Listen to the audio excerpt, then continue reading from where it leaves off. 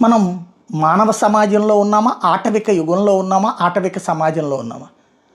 సినిమాల్లో హీరోలు, సినిమాల్లో గొప్ప గొప్ప వాళ్ళు ఏం నిద్రపోతున్నారా, భయపడుతున్నారా, వణుకుతున్నారా? రేపొద్దున మీకు కూడా ఇదే పరిస్థితి వస్తుందని చెప్పి భయపడిపోతున్నారా? రాజ్యం అనేటటువంటి శక్తివంతమైంది, కానీ రాజ్యాన్ని రావణ కాష్టం చెయ్యాలనుకున్నటువంటి వాడు ఎవ్వడు కూడా ప్రపంచంలో బాగుపడ్డ చరిత్ర లేదు. తాత్కాలికమైనటువంటి ఆవేశంతో తాత్కాలికమైన వ్యూహాల్లో విజయం సాధించవచ్చు, కానీ దీర్ఘకాలిక వ్యూహాల్లో రాజ్యాన్ని చెరపట్టినవాడు, రాజ్యాన్ని తప్పుదోవ పట్టించినవాడు, రాజ్యంలో ఎమోషన్స్ సృష్టించి బాగుపడ్డవాడి చరిత్రలోనే కలిసిపోయింది అన్నటువంటిది గుర్తుపెట్టుకోవాల్సినటువంటి అంశం. అల్లు అర్జున్ తప్పు చేశాడు, అతను వెళ్ళి బండితో గుద్దాడా, తీసుకెళ్ళి బొక్కలోది.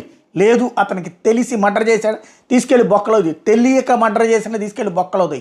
అతను సినిమాకి పోయాడు, ఆ సినిమా చూడటానికి తను 3 ఏళ్ళు కష్టపడ్డ సినిమా చూడటానికి వెళ్ళాడు. ఆ సినిమా చూడటానికి వెళ్ళినటువంటి సందర్భంలో తనకి తెలియదు అక్కడ పర్మిషన్ ఉందా లేదా అన్నటువంటిది. ఎందుకంటే మేనేజర్లు చూసుకుంటారు, కింద ఉన్నటువంటి సిబ్బంది చూసుకుంటారు, వాళ్ళు చూసుకుంటారు. ఆ సందర్భం తొక్కిసలాట జరిగింది, చనిపోయినటువంటి సందర్భం నిజం. దాంట్లో అతనిలో మానవతా హృదయం ఉందా లేదా అంటే ఖచ్చితంగా అది మనం చర్చ చేయడంలో తప్పులేదు. అతను ఇస్తానన్న పరిహారం, అతన్ని ఇంటికి వెళ్ళి కలవడం, కలవకపోవడం, ఈ అంశాలు మీరు చర్చించడం తప్పే లేదు. నేనే అనేక వీడియోలు దానికి సంబంధించి ప్రస్తావించాను. ఎందుకు వెళ్ళరు అన్నటువంటిది ఆ మధ్యలో లాయర్లు, లేకపోతే మేనేజర్లు, లేకపోతే బన్నీవాసు లాంటి వాళ్ళు ఆయన తప్పుదో పట్టించినట్టు కనబడుతుంది అన్నటువంటి విషయం కూడా చెప్పా. అది సెకండ్ పార్ట్. బట్ ఈవేళ ఇంటి మీద దాడి, డైరెక్ట్గా రాళ్లతో దాడి, లేకపోతే ధ్వంసం చెయ్యడం అన్నటువంటిది. అంటే ఒక సినిమా యాక్టర్ హీరోని, దక్షిణాది కాదు ప్రపంచవ్యాప్తంగా సక్సెస్ అవుతున్నటువంటి ఒక హీరోని, ఇవాళ హయ్యెస్ట్ రికార్డు సాధిస్తున్నటువంటి ఒక హీరోని ఇంటి మీదకి వెళ్ళి దాడి చేస్తే కదలలేకపోతున్నాము. ఏదైతే మొన్న ఆ జైలుకి వెళ్ళి బయటికి రాగానే పరిగెత్తుకుంటూ వచ్చినటువంటి కనీసం ఇవాళ అంతమంది కాదు కదా, అందులో పావువంతు కూడా రావట్లేదు.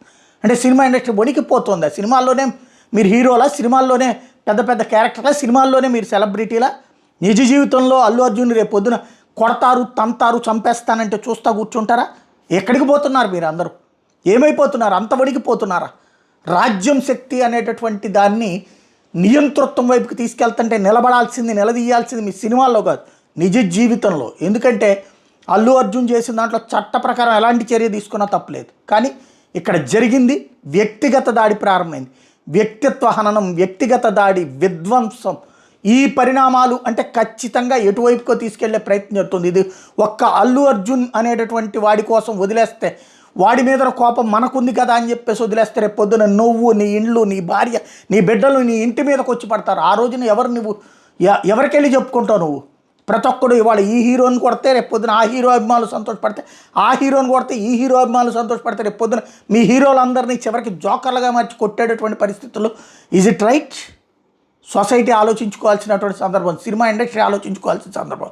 తప్పు చేసిన వాడిని ఎవ్వడానికి వేసుకురావద్దు. బట్ ఇక్కడ తప్పు తెలిసి చేసిన, తెలియక చేసిన తప్పే. కానీ ఆ తప్పు ఉద్దేశపూర్వకంగా జరిగింది కాదన్నప్పుడు చట్టపరంగా జరిగే చర్యల్ని తీసుకోమని చెప్పడంలో తప్పు లేదు. కానీ ఇక్కడ జరుగుతున్నటువంటిది అది కాదు. చట్టాన్ని చేతుల్లోకి తీసుకుని, చట్టాన్ని చుట్టంగా చేసుకుని దాడులు చేసేటటువంటి సంస్కృతి దాకా తీసుకొస్తున్నారు.